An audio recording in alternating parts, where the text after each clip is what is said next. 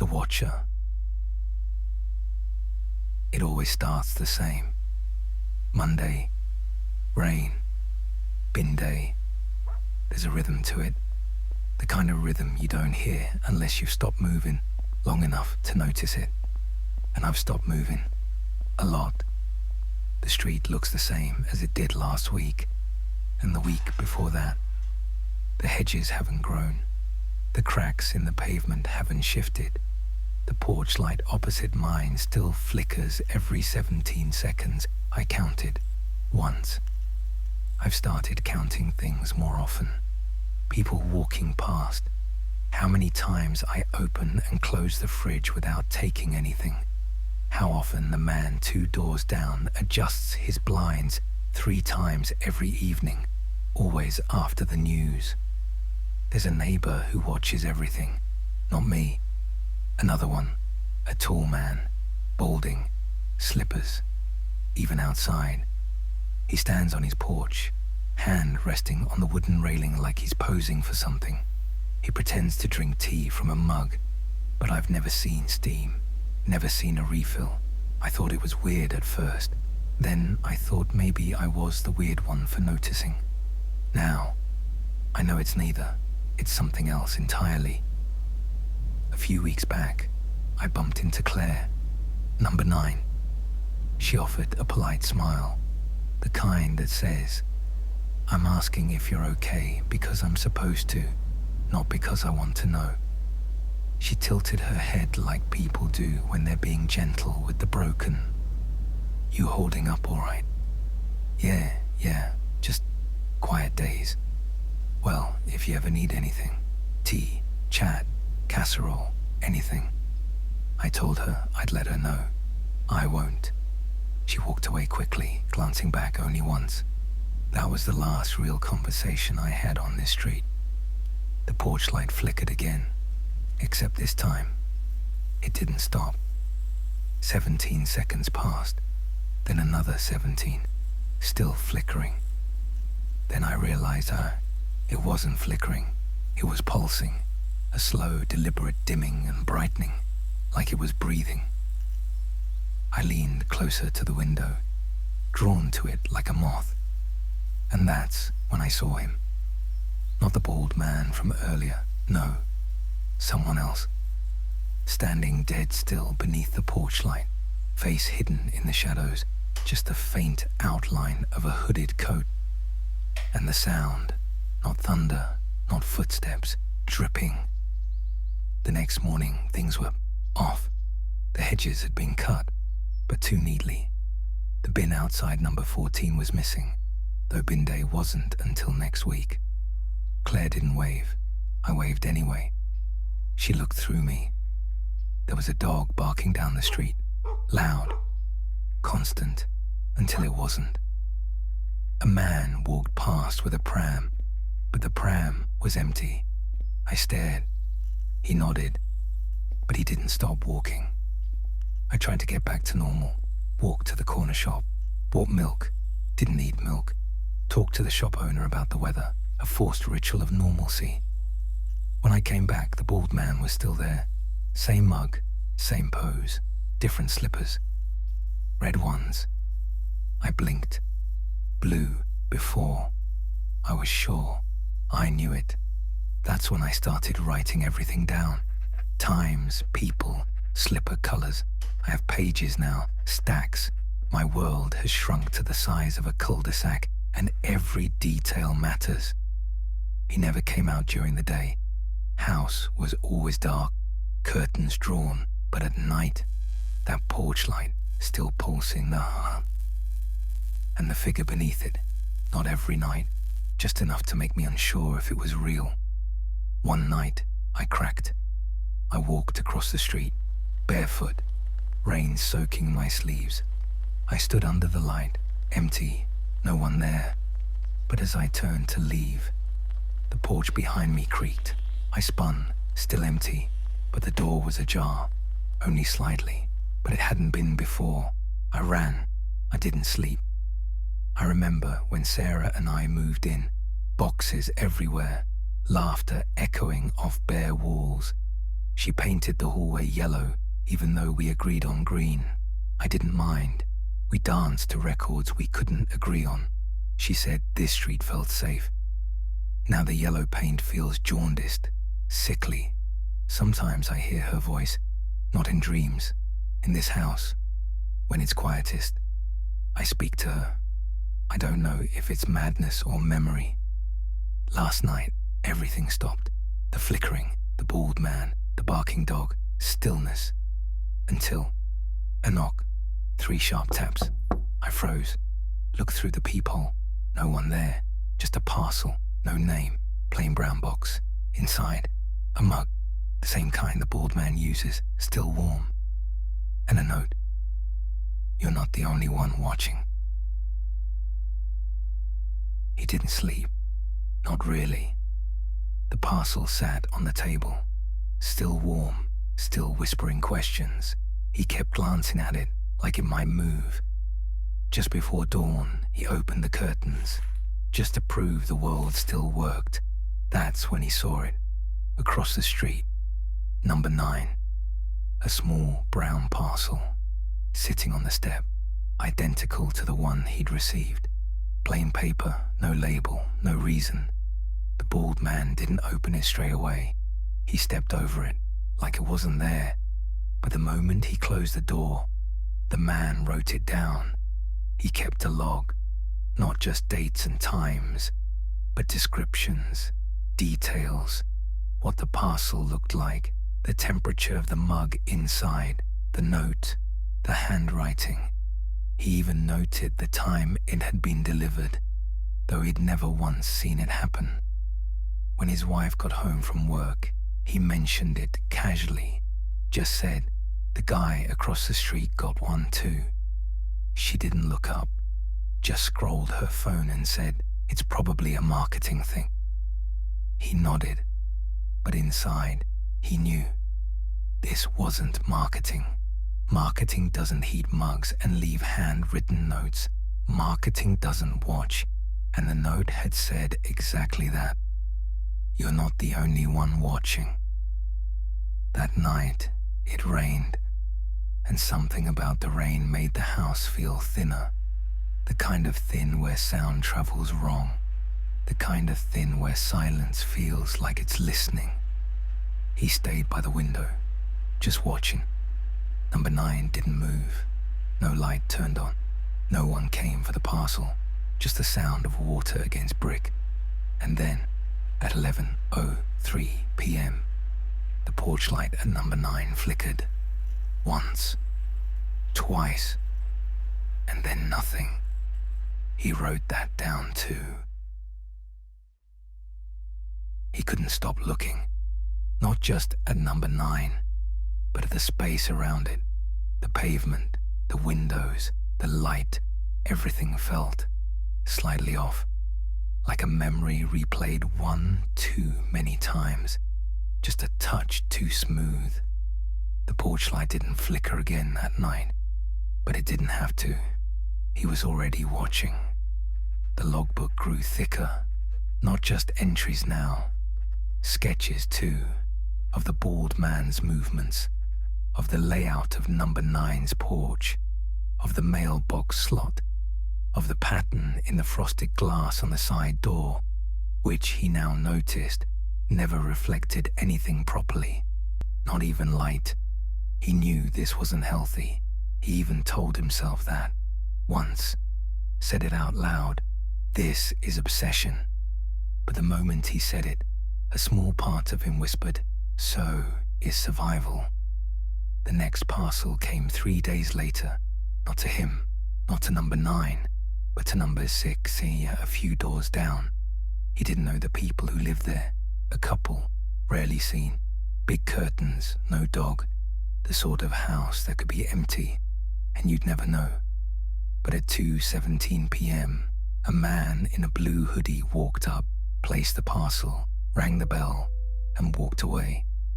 No delivery van, no bag, no clipboard. He walked like he lived on the street, casual, slow, too slow. The man wrote it down. Then he rewound his CCTV footage. He had a camera on the porch. It mostly faced the front steps, but if the light hit right, it caught glimpses of the road. He played it back frame by frame, and there, between 2:16 and 2:17, the camera cut out, glitched, just for a second. When it came back on, the man in the hoodie was already walking away. That night, the man lay awake again. His wife was asleep beside him, breathing soft, peaceful, untouched by the noise in his brain. He stared at the ceiling, one thought looping. Someone knew where my camera was. The next day, he did something he hadn't done in months. He crossed the street, not to number 9, but to the house beside it, number 11. The curtains twitched when he knocked, but no one answered. He knocked again, then waited. Footsteps, then nothing. Then the door opened, just a crack. A young girl, maybe 12. She looked up at him, blankly. Before he could speak, she said, "You're the man with the notebook." He blinked. "Sorry." She nodded, slowly. "You're always writing. My mum said you think things are happening." "Are they?" He hesitated, then said, "Yes. I think they are." She opened the door a little wider. "There's someone in number 9, she whispered, "but I don't think he lives there." He wasn't sure what to say. He crouched down. "What do you mean?" She looked over her shoulder, then back at him. "He's always at the window, but only when no one's looking. Like when the ice cream van comes, or when the dog barks, he peeks out, and sometimes..." Her voice dropped. "He's wearing different clothes, like totally different." He nodded slowly. "Thank you for telling me." She frowned, then added, "You shouldn't write it all down. He might know." Then she closed the door. That night, he didn't sleep again. At 3:03 a.m., he went to the kitchen, made tea, sat at the table. The logbook was open, but he didn't write. He just stared. The tea went cold. He didn't care. Something had shifted. The fear was no longer if something was happening. The fear was what exactly had already happened. At 3:17 a.m., he looked out the window again. It was raining, soft like static. The porch light at number 9 was on, but now it was flickering in rhythm. 2 short pulses, 1 long, then pause, then again. 2 short, 1 long. He stared. Then his blood ran cold. He'd seen that before. Morse code. He Googled it. 2 short, 1 long. U, over and over again. U, U, U, U. He stood back, breathing shallow. Was it a name? A signal? Was he being warned? He sat down and turned the light off. Maybe they'd stop if he disappeared into shadow. The porch light kept flickering, unbothered, unblinking. He closed the curtain. The next morning, the girl from number 11 was gone. Not just unseen. Gone. Her mum out front, shouting, asking neighbours. Police tape went up by noon, and the man stood inside his own house staring out the window, hands shaking. The porch light at number 9, still on, not flickering, just steady, like it had been the whole time. He checked his CCTV. Footage from the night before, gone. No backup, no cloud access, nothing. He opened the logbook. On a fresh page, in someone else's handwriting. "You're not the only one writing." He slammed it shut, called his wife, but she didn't pick up. Outside, the rain had stopped. The light had changed, too bright for this time of year. He stepped out onto his own porch. Across the road, number 9's door was open, just a crack. He didn't remember falling asleep, just that at some point the porch light had stopped flickering, and the night swallowed everything. Then the sound woke him. Not a creak, not a knock, a low, distant static, like a detuned radio whispering through the walls. He sat up in bed. The porch light outside flickered once, then again. It hadn't rained in days, but the pavement outside shimmered wet in the glow. He squinted. Were the puddles real? His wife lay still beside him, breathing softly. He leaned forward, listening closer. There it was again, that faint, whispering hum, not loud enough to follow, but too present to ignore. He got up, barefoot, careful not to wake her. Down the stairs, past the hallway mirror, he noticed something strange. The mirror showed him paused on the stairs, but his reflection was still moving. He blinked. Gone. Just his tired face staring back. He moved on. The static grew louder as he reached the bottom step. Not constant, more like it flared up, then fell quiet. Breathing in and out. It wasn't coming from the radio. It wasn't coming from the TV. He turned to the hallway and stopped. The rug by the coat stand was off-center. He always straightened that rug, every night, out of habit, out of compulsion. He stepped over and pulled it back. There was something underneath, a small metal ring, flush with the floorboards. He knew what it was, a hatch. He hadn't opened it in years. In fact, he had almost forgotten it was even there. He pulled it open. It creaked like a wound being opened. Stale air drifted up, cold, dusty. There were wooden steps leading down, but no light switch. The static grew louder. He stood there for a moment, listening. Something deep inside him told him, don't go down there. But he did. Step by step, each creak of the wood echoed off stone walls. He reached the bottom, concrete, a low ceiling, the kind of space you forgot your house even had, and then he saw it, a cassette player, old, dust-covered, plugged into nothing, but the tape inside was spinning. And the static, now it sounded like a voice, muffled, distorted, familiar. He stepped closer. The player clicked. The tape stopped. And then it rewound itself on its own. Click. It began to play, his voice, but not like how he heard it in his head. No stammer, no hesitation, just calm, detached, measured. It starts when you notice the porch light flicker. Not once, repeatedly, same time, every night, like it's waiting. He paused the tape, but the voice continued. You'll think it's faulty. That's the trap. You'll replace the bulb, call the electrician. You'll try to explain it away, but it's not the light. It's you. He yanked the cord. The recorder clicked off. Silence. Stillness. Until a new sound. Not from the cassette. From behind the wall, in the crawl space, scratching.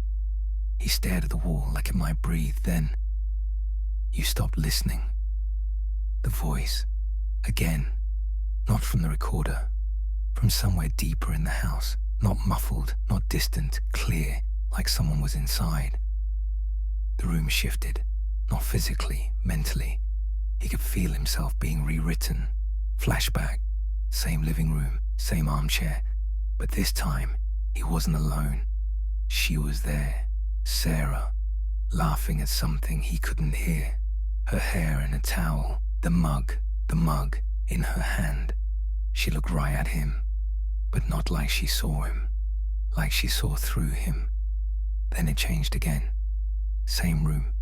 Different detail. A box. Sitting on the table. Brown identical to the one from number 9. But older. Worn. Damp like it had been left out in the rain. Years ago. He opened it. Inside. Another cassette. Same label. Same handwriting. For you. Only this time. His name was on it. Written clearly.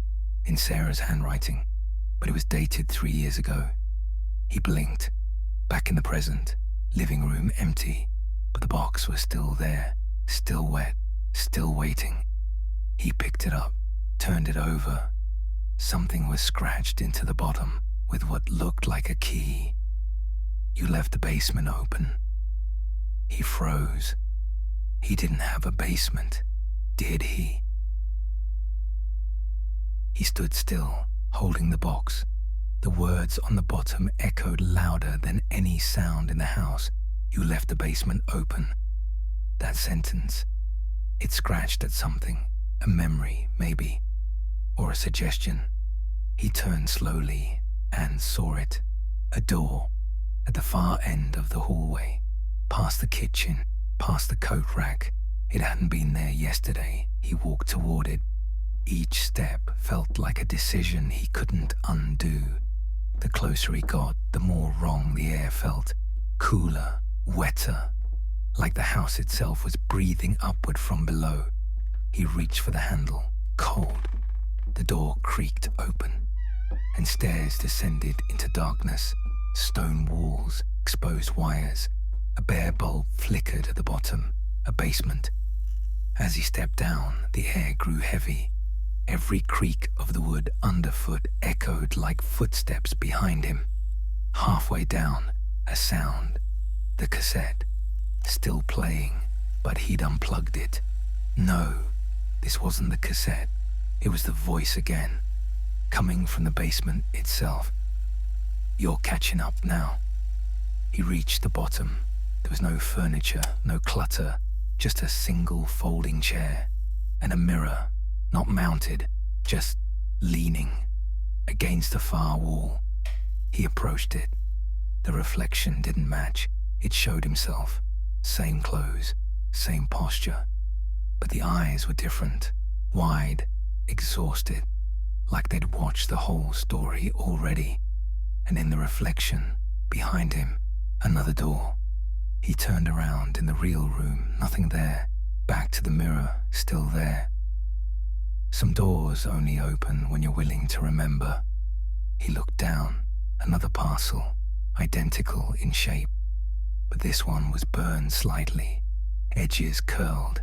The label, to whoever finds this next. Then the light bulb above him popped. Darkness, but not silence. Breathing, not his. He didn't run. He just whispered, "Sarah." And something whispered back, "You never left the basement." The cassette clicked to a stop. He hadn't pressed play, and yet there it was. Silent now, but freshly wound. He stared at it, frozen, like it might speak again. He looked around the room, scanning the walls for logic. Nothing, just quiet, just a faint smell of old paper. He stepped forward, picked up the tape, turned it over in his hands. There was a small label, faded, 2 words barely visible under dust. "Start over." He placed the cassette down and walked to the kitchen. He needed a glass of water. His hand shook as he filled it. Something was off, not just the tape. The room felt warmer than it should, like someone had recently been there. The back door, ajar. He always locked it. He pushed it open.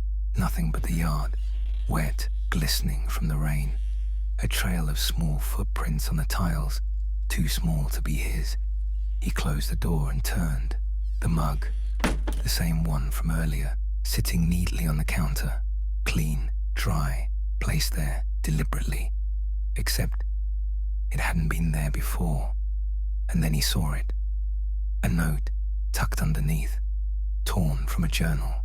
The handwriting looked familiar, like his. It read, "It's not the house that's haunted. It's the space between the walls." He turned it over. Another message, scrawled in the corner. "Check the attic." He felt his throat tighten. The attic. He hadn't been up there in years. He grabbed the torch from under the sink and made his way up the stairs. Each step creaked louder than it should. Or maybe it was just his nerves. He stood beneath the attic hatch. The string hung low, like it was expecting him. He pulled. The ladder dropped with a groan. Dust rained down. He hesitated and then climbed. The attic was cold, too cold. It smelled like mothballs and forgotten things. He swept the torch around. Boxes, a suitcase, an old coat on a hanger, swaying slightly, no breeze. And in the far corner, something covered by a sheet. He stepped closer. His fingers trembled as he reached for it, pulled. Underneath, a tape recorder, not modern, old, from the 80s maybe, and beside it, a stack of tapes, each one labeled. Entry 1, Entry 2, Entry 3, Entry 9. He picked up the 9th one. On the label, just a single word, you. He placed it into the recorder, pressed play, static. Then a voice, his voice, but older, weary, and terrified. If you're hearing this, then you've made the same mistakes. You thought you were alone, but you were always part of it. The tape crackled. The watchers don't come through the front door. They live in the walls. They learn your habits, your regrets, your weaknesses, and once they know you, they never leave. Click. Silence. He sat there in the dark, frozen. The torchlight flickered, like it was breathing. And behind him, a soft creak. Footsteps. Coming up the attic ladder. He waited, frozen. A soft creak, then another, and another. He didn't breathe, didn't move. The torchlight trembled in his hand. He could feel the presence behind him before he heard it. Not footsteps now, just weight, settling, breathing, close. He turned slowly. The attic was empty. Just old insulation, a cracked mirror in the corner, and a cold draft pressing against his spine. But on the floor, the cassette player, still running. And beside it, a second cassette, unlabeled, just the number 9 scrawled in pen. He pressed play and froze. It was his voice, breathless, frantic, a recording of himself describing this exact moment. There's something in the attic. I turned. Nothing was there, but I can feel it. I don't know how to leave. I don't think I'm supposed to. Then, silence. And then, if you're hearing this, it means I didn't make it out. He dropped the player, stumbled backward, but the attic ladder had vanished. Gone. He was alone, in the attic. No door, no light, no exit. Outside, the porch light flickered once, then went out. I yelled, scraped the beams, beat on the ceiling. But no one answered. And then, far below, in the quiet of the house, something moved. Not footsteps, not voices, just the shift of weight. A subtle creak, and then silence again. On the table in the kitchen, still and waiting, a second parcel had appeared. No knock, no door, no warning. Just the same plain box, sealed tightly, warming the table beneath it. On top, a handwritten note. You're not the only one watching. Inside, a cassette. The label. Next. He didn't remember turning the light on, but through the attic window, there it was. Glowing softly across the porch, flickering ever so slightly in the windless dark, as though breathing. He turned to check the attic hatch, but it was open again. No explanation, no sound, just open. He climbed down slowly, one hand gripping the sides of the hatch, the other clenching the torch like it was the only solid thing left in the world. The footsteps had stopped. Nothing followed him, just silence. But it wasn't empty, not anymore. He could feel it, like the walls had soaked in every breath he'd ever taken, every thought he'd tried to bury. And now, the house was remembering too. He made his way downstairs, past the photo wall, the same photos, except one. Near the center, the frame was crooked. He reached up and adjusted it, then froze. It wasn't the same photo. It was him, yes. But he wasn't standing in the doorway anymore. He was on the porch, looking in. He stumbled back, knocking a candle to the floor, the one Sarah had always lit by the window. He scrambled to pick it up, but stopped. Something was carved into the base of the holder, a number, 9. He blinked. That didn't make sense. This wasn't number 9. He lived at 11, didn't he? He opened the front door. The street was quiet, washed in sodium yellow light. The neighbours' houses, identical. Still, harmless. But on the pavement in front of his house, faint and almost invisible in the cracks of the stone. 9. He stepped out, onto the porch. The same mug was there, the one the man had held. But now, it was his. The initials scratched beneath the handle were his own. The handle was cracked. He picked it up. Warm. Still warm. Behind him, the door creaked shut. No wind, no movement, just closed. He turned. The porch light flickered again. Once, twice, then, steady. A memory, or a dream, returned. Sarah, turning to him in the hallway when they first moved in. If the light's ever flickering, it means someone's still inside, thinking about you, and now he stood there, outside, looking in. Whoever was in there. It wasn't him anymore, and maybe it never was. He lowered himself onto the porch step, listened, waited, watched. The porch light stayed on, but he wasn't sure who it was for anymore.